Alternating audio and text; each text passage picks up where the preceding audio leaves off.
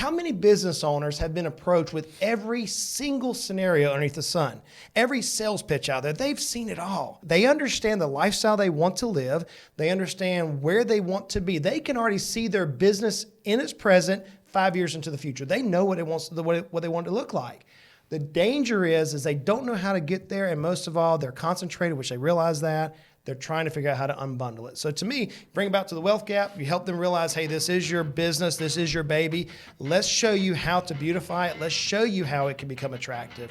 Whenever you place that into a business owner's life and in their purview where they understand it, they win.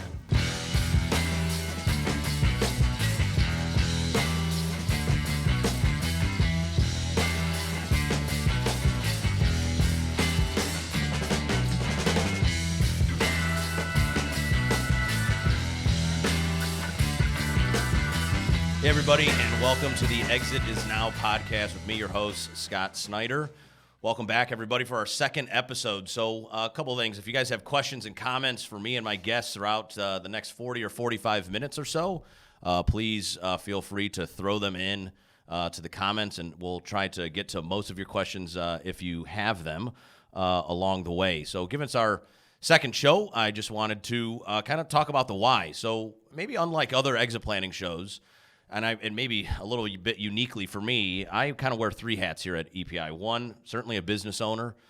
Two, an educator. And three, an advisor, although I probably can be advised by these two gentlemen more so than being an advisor myself. But nonetheless, what I wanted to do in the Exit Is Now podcast is really showcase my own story as a business owner and how we at EPI and as owners and business leaders, how we walk through the value acceleration methodology and create not just a successful company, but a significant one. So my guests here today are two gentlemen that are absolute all-stars.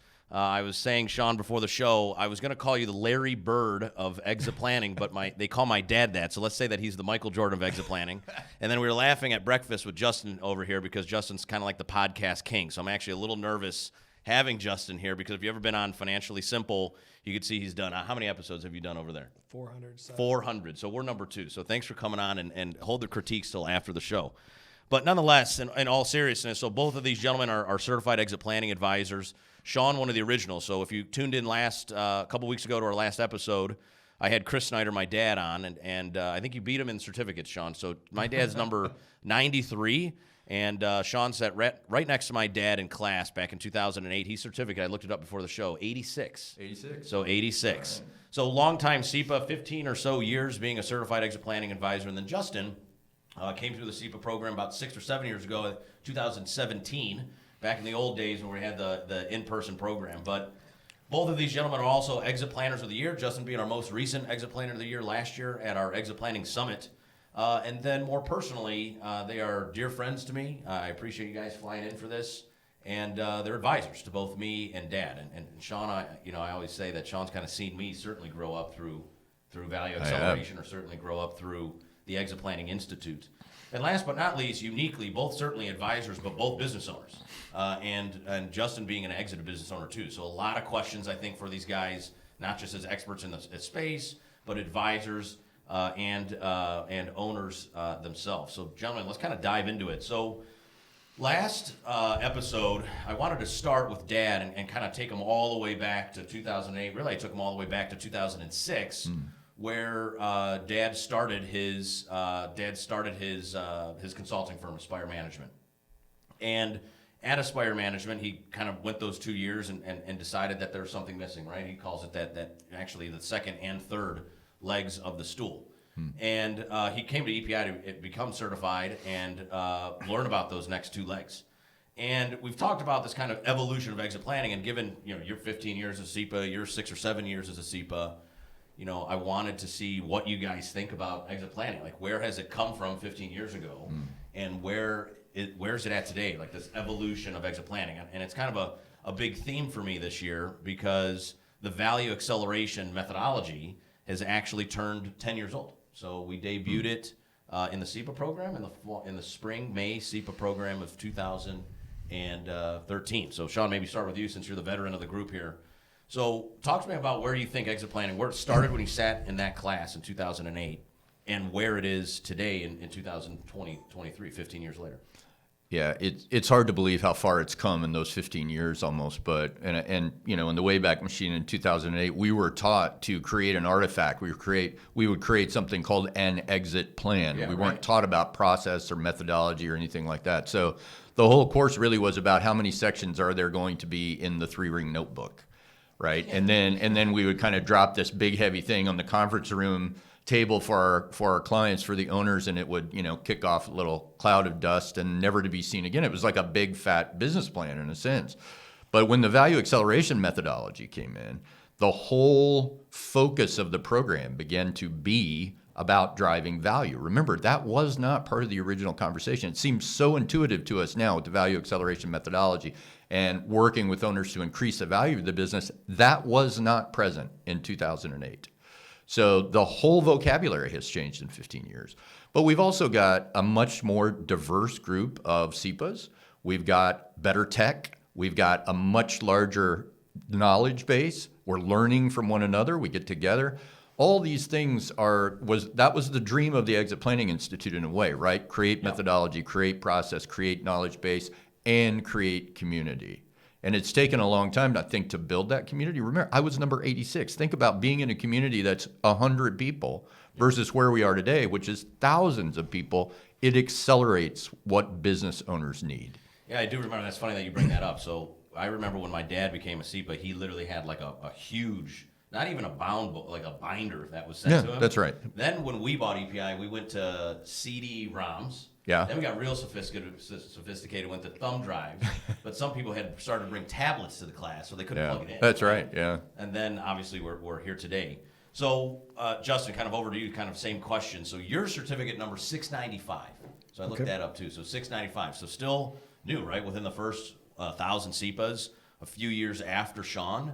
I think that he makes a good point about, by the time you came along, right, there's 600-700 people that are CEPAs, and I think the collaboration is key, right? I think that's a good point that we're not kind of learning, and then when you came, it was like 100, 120 people and kind of going out into the universe and operating. Now you actually can come together with 600 individuals that want to learn and kind of grow together. Yeah, by the time I came through the experience, we had 2 or 3 courses around value acceleration at that point, which is still, it's developed even further today at this point. I think you make a great point around the community, but what I've seen even in addition to that is the consumer base now understands more than ever what exit planning is. It used to be succession planning, and that had this very nebulous type of idea around it. What does it truly mean? Does it mean I'm gonna bring a key employee up and then give it to the particular employee?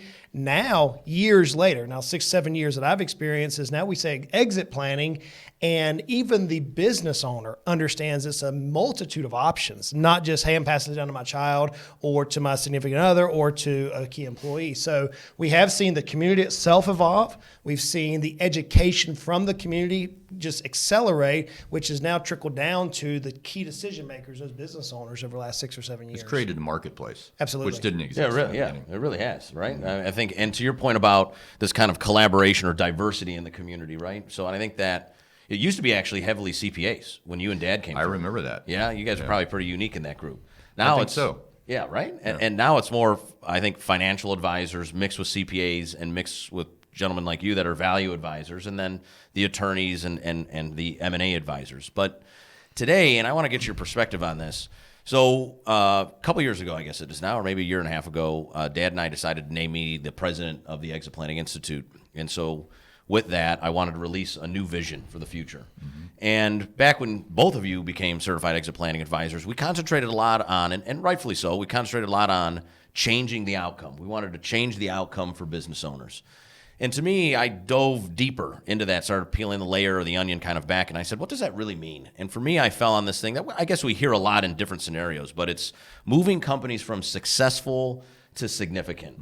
And for me, you guys could probably relate, I think many business owners feel that they have something successful year over year. And I was actually reading your book, Justin, in prep for and I highlighted this because it was like right out of the gate in the why. It says, you're talking about business owners, right? And it says, when the world sees a business owner, they see success. They see a nice home, a newer vehicle, exotic vacations, and the ability to set your own schedule. And to me, that's what a successful company is, right? I think a lot of owners have these nice things along the way, great employees, great customers, and then they go to sell their business and they're kind of slapped across the face because for the first time somebody's calling their baby ugly.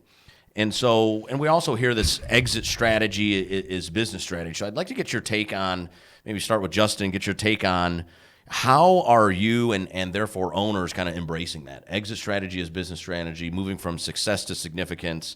You mentioned in your book too, like, let's just admit that our baby's ugly, right? Let's just admit it and fix it. In order for us to admit that our baby is ugly, we have to embrace the fact that it is our baby, right? We have spent countless hours, blood, sweat, and tears, I often say, building this business from scratch, many times, or buying it and accelerating. I mean, well, if you go on to read in that particular chapter, what we actually have is a fear. We have this major problem at night that we stay awake concerned about, hey, is a key employee going to leave? Is a key customer going to leave? Is the software going to crash? And the list goes on and on and on, right? So once we realize that that is in our head, whenever it comes time for an exit, whatever that may look like, it's going to be in whomever the next person or company is going to be. They're thinking the exact same thing and much more. So if we're implementing exit strategy into our business, I approach it through the world of finance. As you well know, I'm a certified financial planner for almost 20 years now. And I believe that the wealth gap, the simple calculation that we teach as part of the fundamental principles of SEPA, if we can help a business owner identify that there is a gap between where you're at in reality and where you aspire to be. If we can illustrate that mathematically, and quantify it, then everybody wins. The business owner wins. How many business owners have been approached with every single scenario underneath the sun? Every sales pitch out there, they've seen it all. But yet they understand the lifestyle they want to live. They understand where they want to be. They can already see their business in its present 5 years into the future. They know what they want it to look like. The danger is they don't know how to get there, and most of all, they're concentrated, which they realize that. They're trying to figure out how to unbundle it. So to me, bring it back to the wealth gap. You help them realize, hey, this is your business. This is your baby. Let's show you how to beautify it. Let's show you how it can become attractive. And whenever you place that into a business owner's life and in their purview where they understand it, they win. Yeah. Sean, what do you think? Success with significance. What's that mean for you? Yeah, I'd say three things. So one of the things that I said years ago is we have to get away from the idea that exit planning is a purely transactional process. It actually is transformational, right? So to a certain extent, when you talk about the gap between where you are and where you need to be financially, emotionally, whatever it might be, the journey from one point to another is actually going to change your life, right? That's going to feel different to people. It's going to be not just a financial context. It's going to be something that they haven't actually felt before. The process is also meant to unstick people. My feeling is that a lot of owners who have gotten to the point where they can actually think about this is an investment, not just a source of income, so they begin to change the conversation using different words. Just that change in vocabulary is a really interesting pivot to see them go through, right? So you're talking about, you do the same thing, right? Success to significance. Just saying it out loud is powerful. Yeah, I think that gets people. Yeah. That gets people really, changing the context. When we talk about exit planning as business strategy, we're actually setting context for decision making, right? So business strategy is all about setting up scenarios and starting to make decisions about what kind of pathway you're going to choose, right? If you can't make good decisions quickly, then your business is going to suffer and the process is going to suffer. So at the end of the day, exit planning for me is all about setting a context for decision making, finding a different vocabulary, and also learning how to address what we call missing conversations. There are probably 100 missing conversations at any given time when you start this process. Part of it is to expose those and have them. That's important. That's how transformation happens.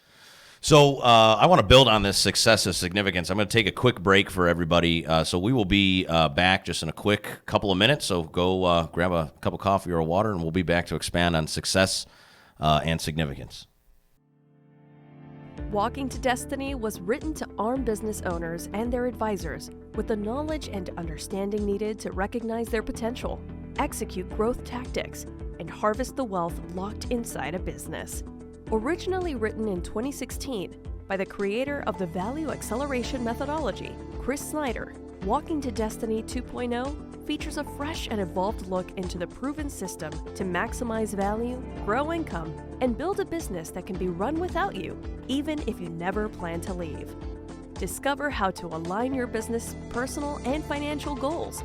Distinguish between your business's attractiveness and readiness to transition. Measure the value of your intangible assets that likely contribute 80% of your company's value. Adopt a process to measure your results every 90 days.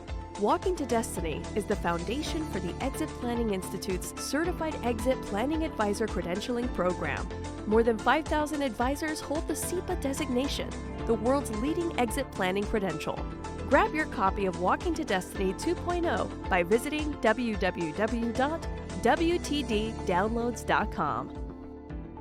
Hey everybody, welcome back to the Exit Is Now podcast, hanging out with Sean Hutchinson and Justin Goodbread. So if you guys are just tuning in, Sean is a partner over at RFN Global, actually fairly interesting business you guys should go check out. They have kind of three different elements, I would say. We were just talking to a couple of our new employees.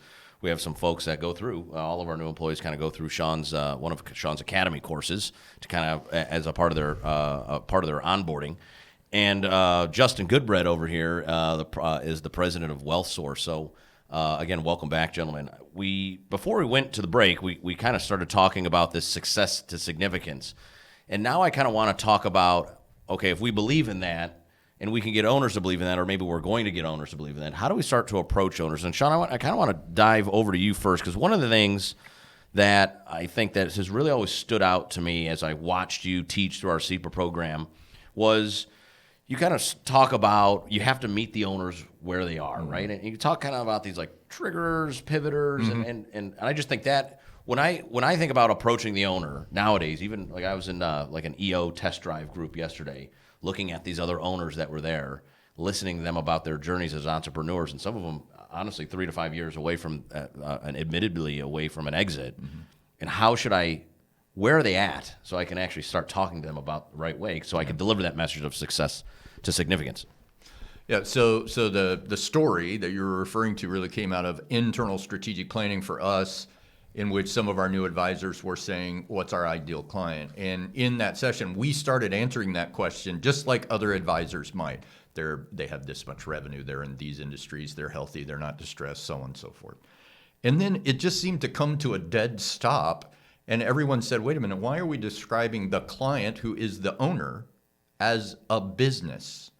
Because we're not actually focusing, and I think you've talked about this, Justin, on who they are, what they need, where they want to go, what their value system is. So we started to think about it differently, and we identified kind of 3 classifications that we could put owners in: explorers, pivoters, and triggerers. Explorers are owners who are literally seeking insights and information. They are not ready to engage, in our opinion, in a program of value acceleration. They're just not there yet. But they do want access to good content, good experts, so on and so forth. They're exploring. Second, pivoters. We call them pivoters because they're going from a relatively low state of action to a much higher state of action. And that could be, a life choice, woke up one morning, realized I'm 72 years old, I better get moving, whatever the motivation might be. And the third category, triggers. These are the folks that are really on a shorter timeline, right? So they are literally triggering a process that might last 12 to 18 months, and they're really, really clear about, I want to transition ownership in the business. Not necessarily exit it, but transition some or all of the ownership internally or externally. So each one of those types of owners has very different needs. I've always said, you cannot lasso an owner and pull them over into the exit planning world. They're not going to come. You have to go into their world. And so those classifications helped us. And when we sit down with an owner, we'll say, here are the 3 classifications. Put yourself in one. Tell us where you are. And they're really quick to say, oh, I'm definitely a pivoter, or I'm a trigger. Fine. Let's talk about that. What does that mean to you? Why do you feel you're there? Or are you cycling back and forth a little uncertain? It's a piece of the unsticking, in a sense, right? Because if you give them that structure, and they can kind of see themselves in it and understand that there are other owners who are also there, it breaks the habit of talking about exit planning clients as businesses. They're just not. So it injects that human aspect, I think. Where do you see us at EPI? Are we different because we're living this value acceleration? No, I don't think you're different. methodology? I Okay. would put you in the pivoter category. I don't know where you would. Yeah. But pivoters for me fair. are long-term value acceleration clients, right? They're in for a while, 3, 4, 5 years, maybe longer. So it's a fruitful conversation. Again, those missing conversations that I was talking about, they happen within these contexts, right? Within this framework. But if I can figure, there are conversations that I don't need to have with the pivoter that I would have with the triggerer. So now we've narrowed it down, and we don't have to waste time anymore talking about stuff that doesn't matter. So you go to them where they are, and you help them see where they are. That's going to turn out to be a really powerful, again, contextual location for them. Do you find, like, in working with business owners that there's more of one kind? Like, where are owners at today when you bring, because, like I said, exit planning is still fairly new, right? So Yeah, that's right. Well, look, economic conditions right now have probably put people much more in the triggering category, I would say. But once that anxiety, there's some anxiety around that, right? It's I'm stuck. I don't want to be here. I want to be somewhere else. But we always say, let's not make any permanent decisions about it that respond to a temporary problem, right? This too shall pass. It always does. So we don't want to get on the other side of this because there was kind of anxiety or panic even. We do see that. Let's kind of turn down the temperature on it and understand what the individual needs are and what those motivations might be. And then, look, there's always an external macroeconomic context, but it changes, it shifts. So they might be triggering, and then they may decide over time, no, I'm going to move back on that spectrum because now I can see the value of backing up and doing some more work. Justin, from a personal financial side of things, we always talk about the wealth gap, right? In the SEPA program, we talk a lot about that as well. We were just in one yesterday together. And I think that if Chris was in the room, Justin, Chris would always say, I think financial plan or exit planning really starts with the financial advisor and I don't actually disagree. I think a lot of people think that the value acceleration methodology is really based on finding the value of the business. Once you find that, and you can kind of find it all, right? But I think that maybe the aha moment that a lot of people have thinking about value acceleration is that it's really about who you are outside of the business and where you want to go and who do you want to be, especially for maybe the next generations of owners, maybe guys like your age and my age that are saying, look, I mean, I might have multiple exits along the way. So do you find when you're starting to lead into this success significance approach or conversation with owner, do you find that wealth gap makes a lot of sense for them to start with, or who they want to be outside of the company or who they are? Absolutely. If we take a step back, I always set the premise this way: no one understands a business owner like another business owner. No one understands us. We go through the pain, the emotions, the emotional ride because of macros, because of micros, because of things with our own business, our own person, the failures, the successes we've had. So ultimately, when a business owner engages in the initial stage of exit planning, something has happened. There's been a catalyst many times. Whether it's they've read a book, maybe it's they heard a podcast, maybe it's their friend down the road did X, Y, Z, maybe somebody had a tragic event, maybe it was a macro or micro issue. Something brought them about, and they're asking now very philosophical, interpersonal questions of why? Why am I running this business? Why am I letting my life slip by? Why am I investing all my capital back into the business? Why? And the questions just multiple at that point. There has to be a guide, a methodology is the term I like to use. There has to be a guide that helps that business owner obtain the answers to the why in a quantifiable manner. I use that term all the time because we want to be able to say, if we're going to spend X dollars, we're going to spend X time, resources, our team, et cetera. We want to get Y results, right? So that's the way we business owners think. So the methodology around the wealth gap, the methodology around a financial advisor, financial planner is the term I like to use, a true planner who's walking them through holistically saying, here's my starting point. Here's where I'm at today, emotionally, physically, mentally, spiritually, business-wise, wherever it is. Here's my starting point. And ultimately, Sean, here's where I want to be because I am the business, or me and my partners are the business, or my family is the business, right? Where do we want to be? If we can identify that point, then everything else is academic. Knowing how to grow the business by a multiple from 2 to 5 or whatever the deal is for their particular industry, that's all academic. We get really smart people like Sean in there, and they can wave the magic wand and it works, right? But understanding the why goes back to that significance because it is freaking hard to go from point A to point B. This idea of value growth is stinking hard. There's no other way around it. It will exhaust you. It'll put strain on the family. It'll put strain on your team members. The minute you start change, remember change facilitates change. So you're going to look at your team and say, hey, I may not have the same team here in 5 years. I may not have the same client mix in 5 years. I may not have the same product mix, the same service mix, whatever it is in 5 years, because change facilitates change. So if we can understand the why is the blinders that we're able to help the business owner identify through whatever the journey is to say, yes, it's tough. 2020, yeah, that was tough. Right. I saw grown men, big old burly man's man on their knees crying. Yeah. How am I gonna keep my employees involved? Here's the why. Here's what we're trying to accomplish. Has this changed? No, it hasn't. Let's go, man. Let's go. Get up. Let's roll. That's right. So if we understand the significance, then we have to understand a starting point and where they truly desire. And only then can we help guide them, can we help motivate them, can we encourage them through these very hard discussions of the tough times of value acceleration. I'll give you an example of something that I think we've sort of shifted a little bit in our thinking. So and it's turned out to be extremely effective. So there's a thing called framing bias, cognitive bias. So the way that you ask a question elicits a certain response in the brain, right? And you'll get a different answer. So here's a framing bias example. We used to say, or owners will ask us, what am I going to do after I exit? Like, what am I going to do? And my response is, it's not what you're going to do, it's who you're going to be. And it's like a light bulb goes off for them. It completely reframes from, I don't know how I'm going to spend my time, right? I do this every day. I don't understand how I'm going to fill the time. And neither does my spouse and significant other, and I'm worried about that. Right. It's actually an identity question. Now I begin to understand I am this person, but the danger in it is I was not much more than that. I was not much more than business owner. I've devoted my life. So the anxiety that's coming, the unstickness, right? That we need to achieve around that is really about emotionally shifting. However you do it, quantitatively, qualitatively, it's about getting them to see a future, but that future has to be, who am I going to be once I leave this home base that I've designed for myself over the years. Entrepreneurs design their experience. So let me get really real here, okay? Yeah. So 2 years ago, my wife had an issue because of COVID. I almost watched her die, guys. Oh boy. I mean, I had this decision to make where it's like life or death. Sure.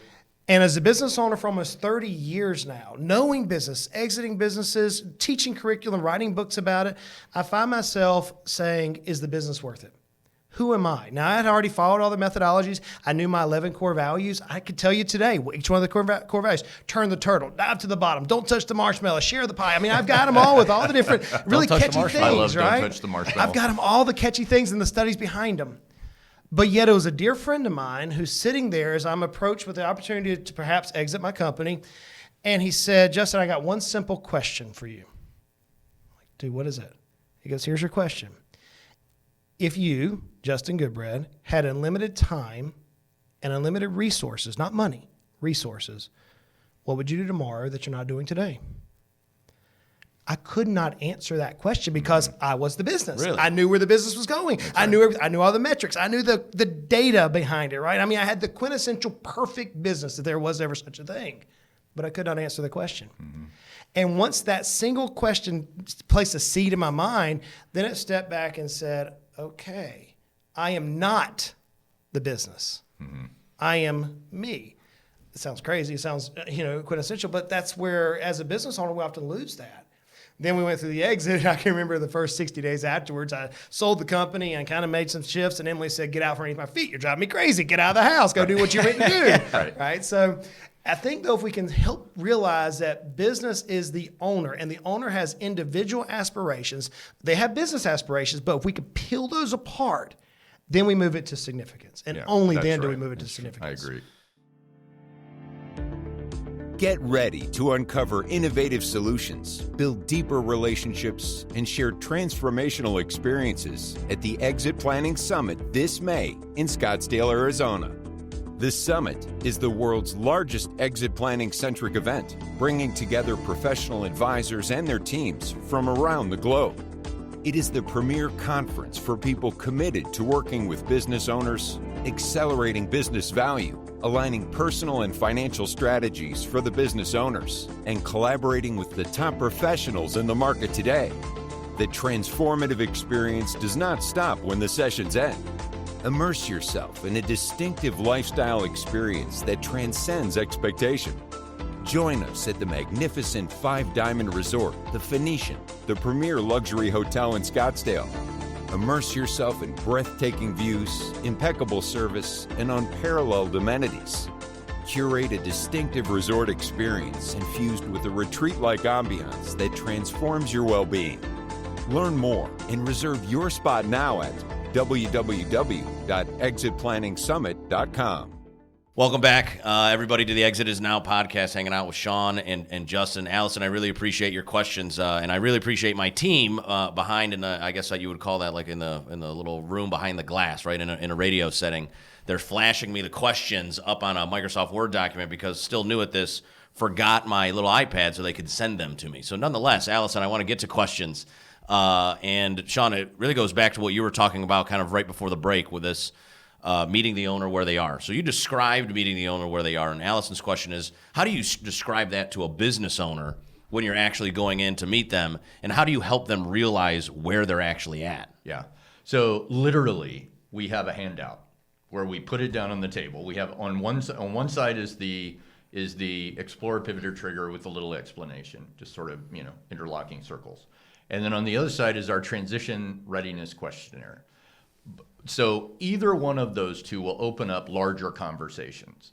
So when you ask an owner, hey, let me just kind of explain these things, put yourself in one of these circles, just let me know, you're prepared to have a conversation about that. It's not like it's not like you haven't developed a follow-up set of questions or a follow-up set of bullet points, if you will, to sort of guide the question. Some owners guide the conversation. Some owners will say, I'm not really sure where I am. Great. Another conversation to have with them. There's nothing in there that you can lose on by providing some kind of framework to the owner that's clearly about them. That's the thing. You're offering something that's clearly centered on them. Who doesn't like that? Who doesn't like an advisor coming into the room who they think is going to talk about what they can do for the owner? Like, here's your brochure, all that kind of stuff. When we're training advisors on how to have these conversations, we're always like, please leave the brochure at home. They don't care about the brochure. They don't care what you do. They care that you're listening, that you're paying attention to the things that are happening in the conversation, and you're able to get them to say even more about themselves. So we judge success by, like, if I'm in the conversation, if I speak more than 10% of the time that we have, something has gone horribly wrong, and we're probably just not paying enough attention. Another question, probably over to you, Justin, about the financial advisor from Allison. Allison wants to know, how do you recommend partnering with the financial advisor so no one is shut out of the conversation? Wow, that's a powerful question. Right. So to me, I view the financial advisor as the quarterback of the business owner's life. And I get a lot of pushback on that, but let me explain why I say that. Because the financial advisor is having to have those touchy-feely conversations. I've even already started illustrating today. Right. The financial advisor is going to be with the business owner after the exit. They're going to be there managing now this financial resource that hopefully went from illiquidity to liquidity. They're going to be dealing now with a whole set of emotions involved. What powerful player can you bring on if you're a value acceleration advisor, if you're a CPA attorney, of bringing somebody on who follows a methodology? I keep going back to that word because that's what it is, a methodology, a process that holds true to the end game, that brings context to the entire program, that brings context not just to the immediacy of the decision today, but how the decision today is going to impact the future you 3, 4, 5, 6, 7 years from now. See, a true planner, for those of you who are not financial advisors, who maybe are in a different discipline, a true financial planner is trying to prevent the client from robbing themselves of their future selves today and their present self of tomorrow. They're trying to make sure that the decisions they make within the business, their largest asset, and outside the business is going to help that business owner ultimately achieve success. So whenever I'm working with other practitioners, maybe value acceleration advisors, if I'm not doing that, or a CPA's attorneys, we want to collaborate outside the relationship with the client, explain that, hey, here are each of our roles. And ladies and gentlemen, here's where my role is going to be to constantly point to how this decision, I'm going to reaffirm your value acceleration device, opinion, advice, whatever it is. I'm going to affirm that because I can illustrate mathematically, again, quantifying it, how this decision is going to help that business owner 15 years from now. If you can bring that together with the business owner is hungry for that. They're hungry to say, hey, this legal opinion, this accounting opinion, this value advisor's opinion is going to help me get to where I want to be. That's how we incorporate it. I get asked what the role of the quarterback is. I agree with you. The financial advisor probably fits really well in there, but it's really continuity. Correct. It's providing a continuous sort of experience to the owner through a very complex process. Let's not simplify it, oversimplify it. It is complex and it is hard. It's hard. I agree. I think like a lot of times, like in our SEPA programs, when the advisors are learning from us, and from my own experience, some would say, like, it's just so simple, right? Once you get into the methodology, right, there's 90-day sprints. You do this, enterprise value assessment, and for me as an owner, I can tell you it's pretty damn hard. And it's because it's not hard once you get into the rhythm, but it's hard because you change the whole way you've run a business. Now, lucky for me, right, I always say I've grown up through value acceleration, but some of the owners you guys are working with, they've run a successful company for 30 years. Oh, yeah. Now you're saying after 30 years of being successful, I want you to be significant. And it kind of blows their mind because now they're like, okay, how do I get my employees involved? How do I balance my life? How do I have family meetings and all of these things? And I think it's a good segue. We got a question from my dad. So Dad's tuning in today too. So Chris, a question from Chris, and this might, I don't know if this describes me or not. I think this is a funny one. He says, Justin and Sean, what is your advice for dealing with problem children who are partners and operate your business? I don't know if my dad's over there busting my chops, or I think we're pretty good partners, but what do you think? Chris, I think that's why God invented duct tape, buddy. Whenever he gets out of line, use duct tape, throw him in the closet, and take control of the ship again. That's, Yeah, no, that's it. In all levity aside, what's amazing about Chris and Scott and watching this dynamic is there's a mutual respect. And what got us here in business is not going to get us there. Think about over the last 5 years, the technological advances alone. Think about the demographic movements between your generation, whoever you may be, and the generation beneath us. There is a vast crevasse there. We are having to bridge that in rapid pace.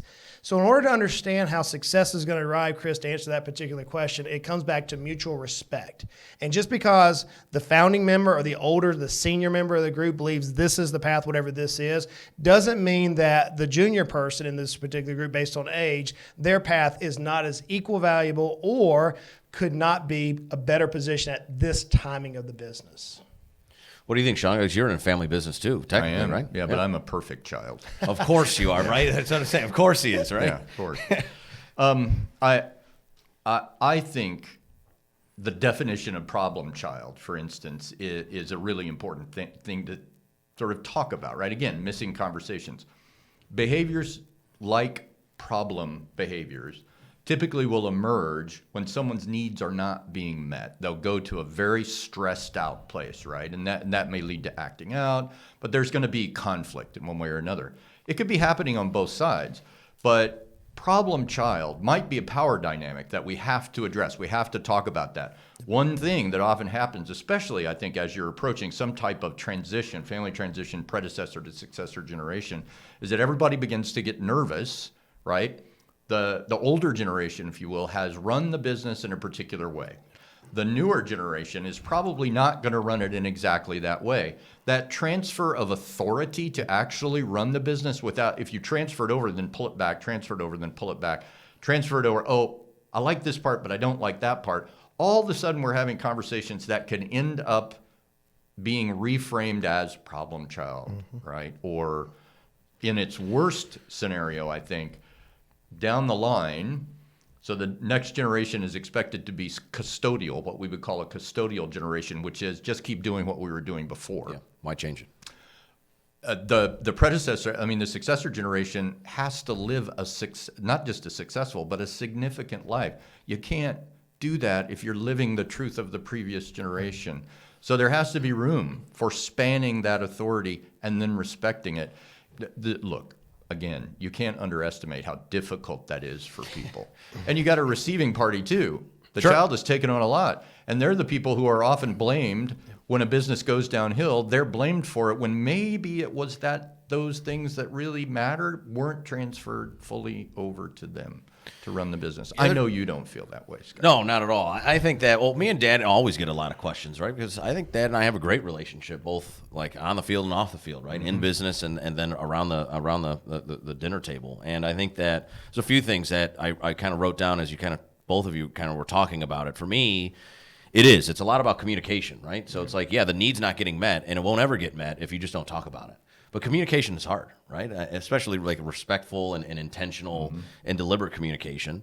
And I think that it's kind of like, I would say two other things too, is in terms of operating the business. I think the father or the mother, right, the first generation into the second, needs to get comfortable being uncomfortable, right? Because I don't do everything just like Dad has done. But Dad, I give him credit because he's kind of relinquished that control. That's got to be kind of weird. I could tell you that I kind of want to segue into us being owners ourselves. I could tell you for me, the biggest thing in operating Exit Planning Institute now as an owner and the president of the company is now that we've kind of allowed Dad to relinquish control and they've empowered, decentralized Dad from the business is now kind of centralized around me.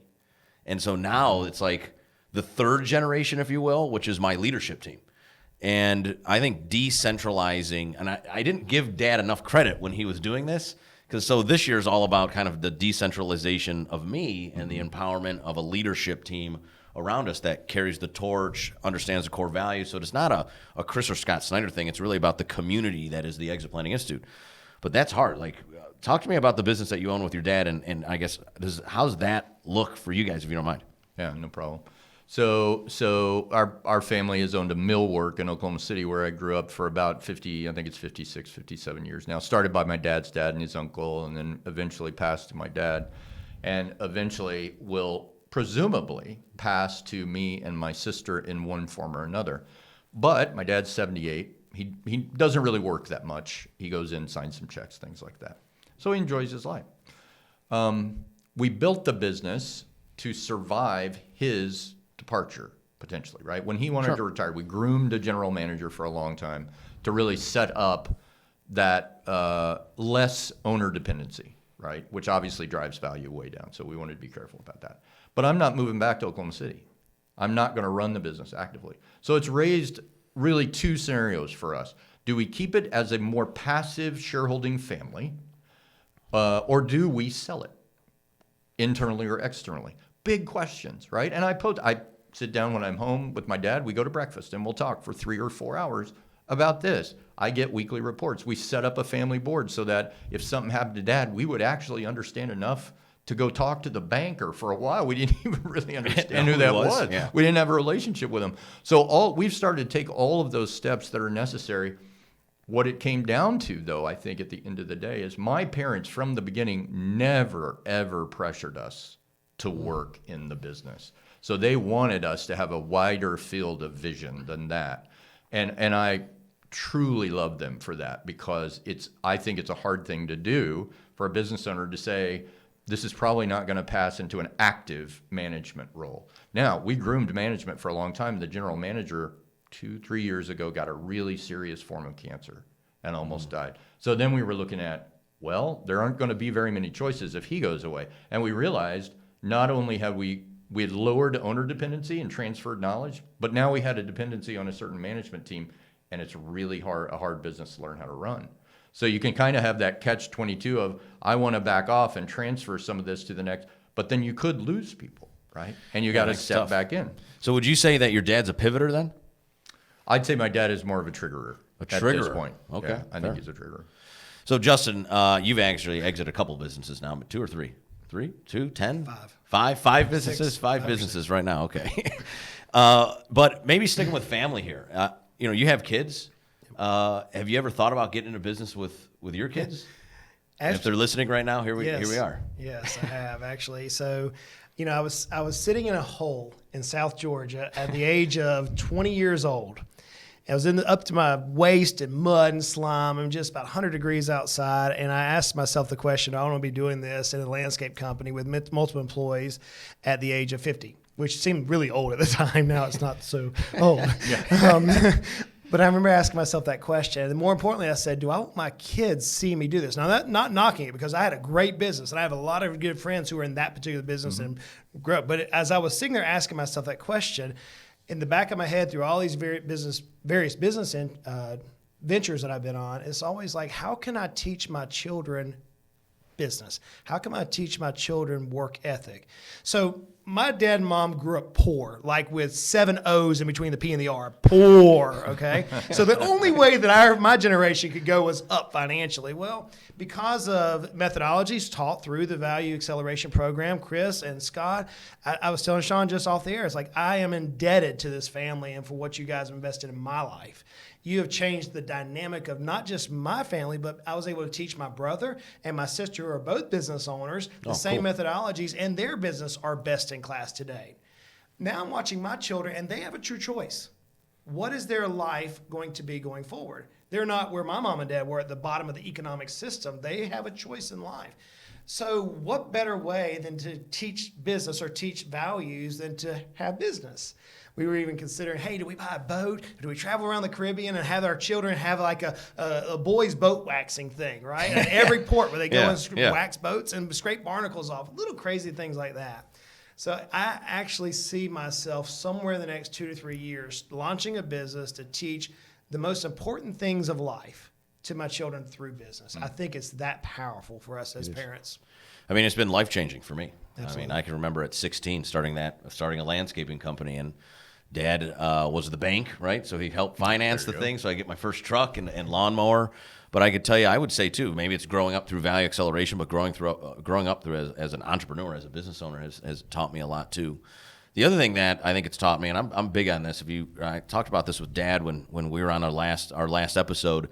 It's also about a balance in life. And I think that, like some hard driving entrepreneurs that we all are, we have it at our advisory practices, we have millwork practices, I have a millwork company, and we have different things.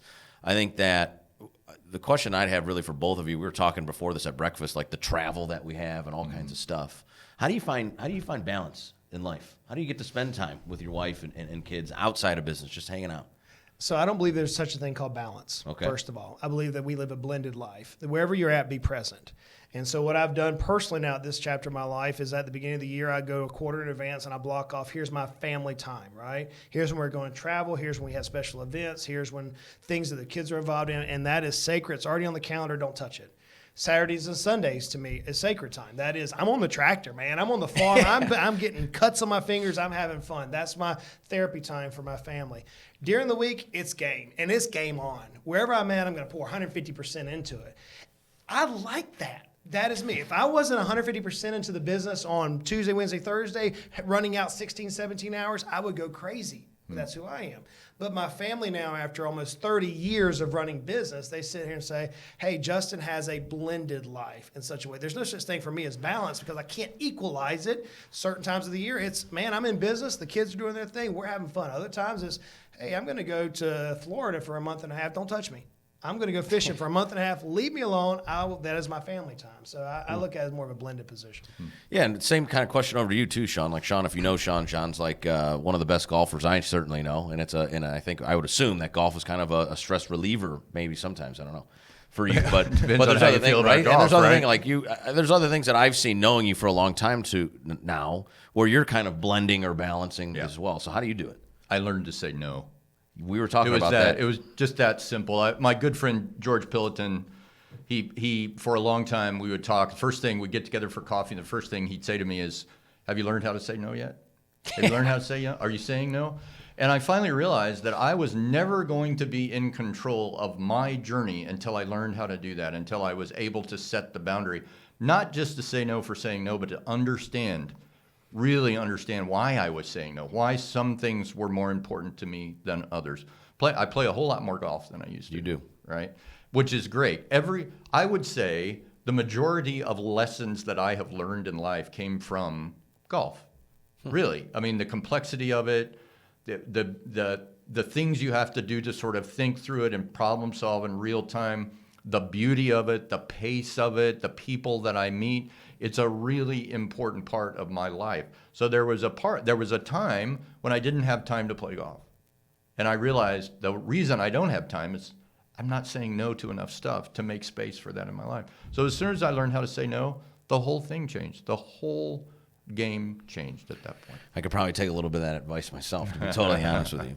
So, gentlemen, we're hitting the top of the hour. So I think that having two experts here, both as owner experts in exit planning and value acceleration, and both as advisors to owners, I think that we should leave the audience with a couple of words of advice. So, and my ask, Sean, to you is, if I'm an owner, and maybe if you're looking at me as a business owner, what kind of advice do you have for an owner that's saying, okay, I want to pivot and I want to start to embark on this value acceleration journey? What's your advice? My advice to owners is always, and it goes back to Justin, or we were talking about this earlier, this is a very complex process. So how can we simplify the work, right? How can we really kind of, without making it simplistic, that's not the point. How can we simplify the work? And my advice is always to an owner, if you're not sure about this, do one thing. Let's just figure out one thing for you to do to start this, because it's going to get easier from here. It's going to feel less friction, right? So doing that, choosing that one thing to do is really important, because it's going to have to be a win for the advisor, for the owner, for their family, for the employees, for the customers. Everybody's got to win on that one. So if you can choose that thing carefully, and the owner can say, hey, we're 60 days into this thing, and I'm already seeing real improvements. I'm feeling better. Even though it was hard at first, I'm feeling better. Then doing the next thing is not that hard. Justin, same question over to you. So I'm an owner just starting this process. What kind of advice do you have for me? So at about age 19, I jumped on a fairway mower for the first time. Talking about golf, right? Jumped on a fairway mower for the first time, and my instructor superintendent, he said, I want you to draw a straight line with this mower that ran about 25 miles an hour down this fairway, long par 5. Just put a straight line and stripe this fairway. I'd never done that before. And he stepped up beside me, he said, see that tree way out there is a pine tree that had a broken off top? I said, yeah. He said, look at that, don't take your eyes off of it. Drive, boom. Fast as this thing will go. Okay, sure. And I kept my eyes on it, leaned into the throttle, and boom, raced down the middle of the fairway. Got to the other side. I'm talking about laser straight. Very efficient. Why do I say that? Because if we as owners know ourselves, it's we as owners, I'm an owner, if we as owners know where we're going, that destination out in the future, then we're going to look back and appreciate the efficiency, the balance or blended lifestyle we've lived, the impact we've had on those we have the honor and privilege to serve, whether it be our clients, our team members, our colleagues, whatever it is. We're going to look back and live a life that is impacted and we live fulfilled. If we don't know where we're going with great specificity, then we're going to look back with regret. And we're going to be in that statistic that says, only 4% of business owners exit their business and are satisfied? We're going to not be in that 4% because we didn't know specifically where we were going to try to achieve. So my challenge to you is, no matter where you're at in this phase of business, whether you're a seasoned professional like us around the table, or whether you're just a novice at this thing of value acceleration, where do you want to be? If you know that, the rest of it's academic. Well, gentlemen, powerful advice from both of you. I would say if you're listening in, certainly tune in or LinkedIn, with link up, I guess I should say, whatever the word is, to both of these gentlemen. They share great content. A lot of the stuff that we talked today, you could see them there. We will be back live on February the 8th, 1 p.m. Eastern Time. We're going to dive even deeper in where I bring my two directors in. I got my Director of Business Development, my Director of Marketing, joining me at the table to talk about how, as employees, as executives, as business leaders here at EPI, how are they embracing exit planning. The episode that you're watching today will be live for you on Monday on all of your podcast platforms. With that, subscribe at exitisnow.com, and thanks for tuning in, everybody. We'll see you next time.